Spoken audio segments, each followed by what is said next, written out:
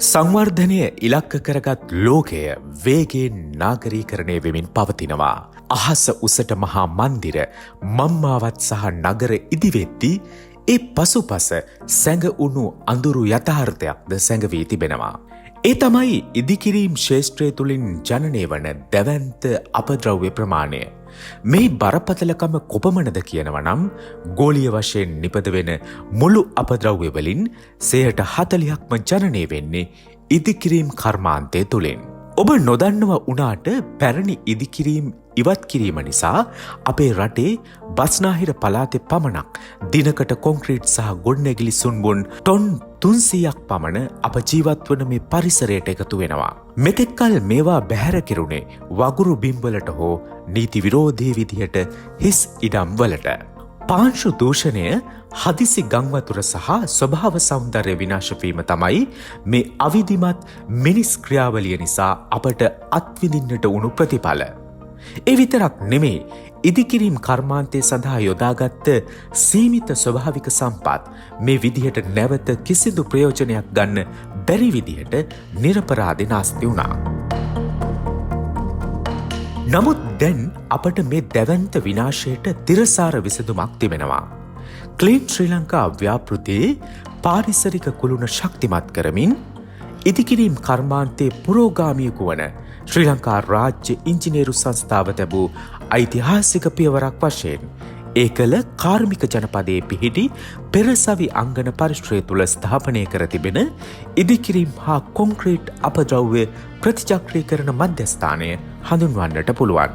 රුපියල් මිලියන 350ක් වටිනා යන්ත්‍ර සූත්‍ර සහ නවීන තාක්ෂණය යොදා ගනිමින් පැයකට මෙට්‍රික් ටොන් 200ක ධාරිතාවෙන් යුතුව මෙම මධ්‍යස්ථානය ක්‍රියාත්මක වෙනවා. බස්නාහිර පළාත තුළ පවතින ඉවතලන ගොඩනැගිලි සුන්බුන් රැස් කර ඒවායේ ඇති ලෝහ හා අනිකුත් අපද්‍රව්‍ය ඉවත් කර යන්ත්‍ර මගින් කුඩා කොටස්වලට කැබලි කිරීම වගේම එසේ කැබලි කරන ද්‍රව්‍ය ප්‍රමාණය අනුව වෙන් කර ප්‍රමිති පරීක්ෂාවකින් පසුව ඉදිකිරීම් අමුද්‍රව්‍ය ලෙස වෙළඳපොළට නිකුත් කිරීම මේ ඔස්සේ සිදු වෙනවා. කම්බි තියෙන්න පුළුවන්, ප්ලාස්ටික් තියෙන්න පුළුවන්, තින්ත වර්ග තියෙන්න පුළුවන්. මේවා මේ භූගත ජලයට මුසු වෙන්න පුළුවන්. ඒ හේතුවෙන් මේ වටපිටාවේ භූගත ජලය අපවිත්‍ර වෙන්න පුළුවන්. එතකොට මේ පරිසර පද්ධතියම සම්පූර්ණ වෙනාස වෙලා මේකෙන් ලැබෙන සේවාව ලැබෙන්නේ නැහැ. මේ වැලි, මේ අමුද්‍රව්‍ය රීසයිකල් කරලා භාවිතා කිරීම හේතුවෙන් අනාගත පරම්පරාවට මේ සම්පත් ඉතුරු කරන්න හැකියාව ලැබිලා තියෙනවා. මෙම ව්‍යාපෘතිය හුදෙක් පරිසරය රැකගැනීමේ ව්‍යාපෘතියක් පමණක් නොවේ.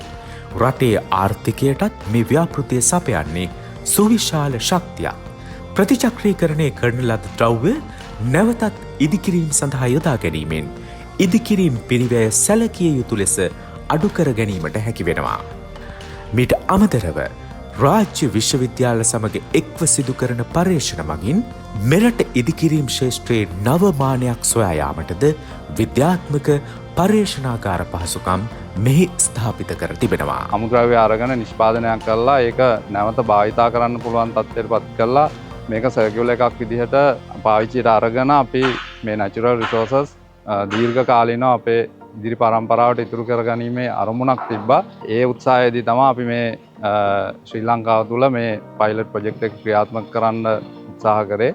ජාත්‍යන්තර රටවල් වල මේක ඉතාම මහා පරිමාණයෙන් කරන ව්‍යාපාරයක් විදිහට තමයි කටයුතු කරන්නේ. එක්සත් ජාතීන්ගේ සංවිධානය මගින් 2030 දී ළඟා කරගත යුතු SDG 12 යටතේ අපද්‍රව්‍ය අවම කිරීම කියන සංකල්පය ක්‍රියාත්මක කරන්න ඕනේ. ඉතින් ඒ ජාත්‍යන්තර අවශ්‍යතාවයන්ටත් ගැලපෙන විදිහට ඉදිකිරීම් කර්මාන්තයේදී ජනිත කරන සහ කොන්ක්‍රීට් ආශ්‍රිත නිෂ්පාදනවලදී පරිසරයට බැහැර කරන අපද්‍රව්‍ය කළමනාකරණය කරන්න මහඟු අවස්ථාවක් දැන් උදා වෙලා තියෙනවා. සීමිත ස්වභාවික සම්පත් අසීමිත ලෙස ක්ෂය වෙමින් පවතින යුගයක හෙට දවසේ උපදින දරුවන් වෙනුවෙන් හරිතවත් දේශයක් ඉතිරි කර තැබීම අප සැමගේ වගකීමක්. ඔබ ඉවත් කරන ගොඩනැගිලි සුන්බුන් යනු තව දුරටත් ඉවතලිය යුතු අපද්‍රව්‍යයක් නොවේ. රටේ සංවර්ධනයට දායක කරගත හැකි වටිනාම සම්පතක්. අප සැවුම එක්වෙමු. ක්ලීන් ශ්‍රී ලංකා සංකල්පයේ යථාර්ථයක් කරමින් පිරිසිදු හරිතවත් සහ තිරසාර ශ්‍රී ලංකාවක් උදෙසා රාජ්‍ය ඉංජිනේරු සංස්ථාව සමග අත්වැල් බැඳගමු.